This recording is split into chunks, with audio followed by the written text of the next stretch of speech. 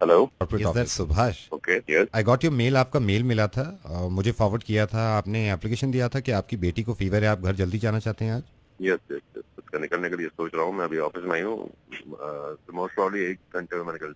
You can't Subhash, yes, you can't, आप नहीं निकल सकते हैं 1 घंटे में। क्यों?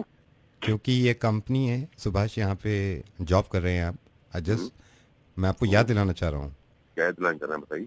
आपको ये याद दिलाना चाह रहा हूँ कि आप नहीं जा सकते हैं। मैंने तो एप्लीकेशन दे दी कि वो एप्लीकेशन बच्चे देने से बीमार कुछ नहीं है। होता, नहीं जा सकते। इस मैं केस में अजीब अगर मैं बात नहीं कर एप्लीकेशन रहा ना हूँ। भी आई देता, जस्ट बात वांटेड सुनिए। टू इन्फॉर्म नहीं यू, नहीं आई नहीं जस्ट वांटेड टू नहीं inform you that you can नहीं, नॉट मेरी गो। बात सुनिए। हाँ, मैं जो कमा रहा हूँ किसके लिए कमा रहा हूँ मैं? अजीब आदमी है आप। मैं एक तो आपको मेल डाला है, मैं चाहता था ऐसे चले जाता। मेरी बेटी बीमार है, आप कह रहे हैं, आप मुझे उसके लिए फोन कर रहे हैं कि आप नहीं जा सकते, आप नहीं जा सकते। और कौन होगा ऐसा जो कि अपनी बेटी का फोन करना चाहे? बताइए आप। बेटी का क्या सुन के ना जाए? अरे बेटी की तबीयत खराब है यार। होते हैं ऐसे बहुत सारे लोग। तो कौन है वो लोग? फौजी हैं मिस्टर सुभाष, हमारे जवान हैं।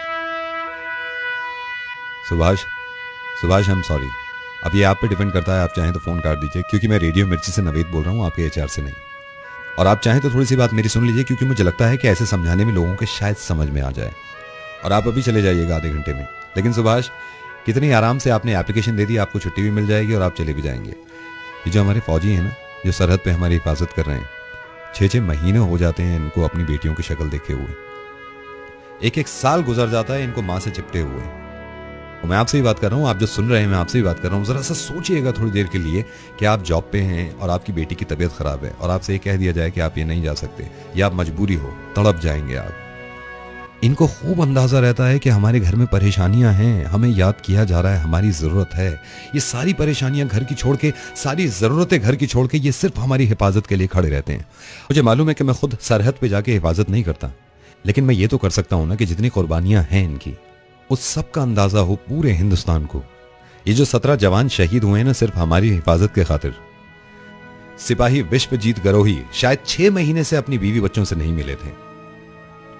लांस नायक आर.के. यादव शायद एक अरसा हो गया था अपने बच्चों की आवाज सुने हुए। सूबेदार करनेल सिंह शायद अपने माँ बाप की आवाज सुने हुए इन्हें 5-5 महीने हो जाते होंगे। इसके बावजूद इन्होंने ये नहीं कहा कि मुझे छुट्टी चाहिए, मैं घर जाना चाहता हूं। ये शहीद हुए अपने परिवार की वजह से नहीं, सिर्फ आपकी और मेरी वजह से और हमारी हिफाजत की वजह से। सुभाष से बात करना, एचआर से बन के बोलना, ये सिर्फ मेरा मकसद ये था कि हमें अंदाजा हो कि कितनी बड़ी कुर्बानी देते हैं हमारे सिपाही हमारे लिए। अगर आप कहीं भी नौकरी करते हैं और उसका पैसा आपको मिलता है तो इंडियन करेंसी मिलती है। इंडियन करेंसी इसलिए इस मुल्क में चलती है क्योंकि ये हैं वहां पे खड़े हुए और हिंदुस्तान को सुरक्षित और महफूज रखना चाहते हैं। मैं पर्सनली इस बात को चाहता हूं और रिक्वेस्ट करता हूं, जहां भी आपको कोई जवान सिपाही दिखाई दे और आपको यह अंदाजा हो कि आपके परिवार और आपके मुल्क की हिफाजत करता है, तो उसके सामने जाके सैल्यूट करा करिए उसको। लेकिन एक कमाल की बात मैं बताऊं आपको, जिस घर का भी ये चिराग बुझ गया, अगर इसके घर में कोई छोटा बच्चा है तो पूरे घर की ख्वाहिश अब भी यही है कि इसको हम फौजी बनाएंगे और अपने मुल्क की हिफाजत करवाएंगे। कुछ दिन पहले इतनी बहस चलती थी कि असल देशभक्त कौन है। असल देशभक्त मुसलमान है, हिंदू है, ईसाई है, सिख है। असल देशभक्त ये लोग हैं जिनकी वजह से हम आजादी से देशभक्ति के नारे लगा सकते हैं। बात करते हैं और हमें उनकी रेस्पेक्ट करनी चाहिए, उनकी फैमिली की केयर करनी चाहिए और गवर्नमेंट को भी बहुत कुछ करना चाहिए। जय हिंद। जय हिंद।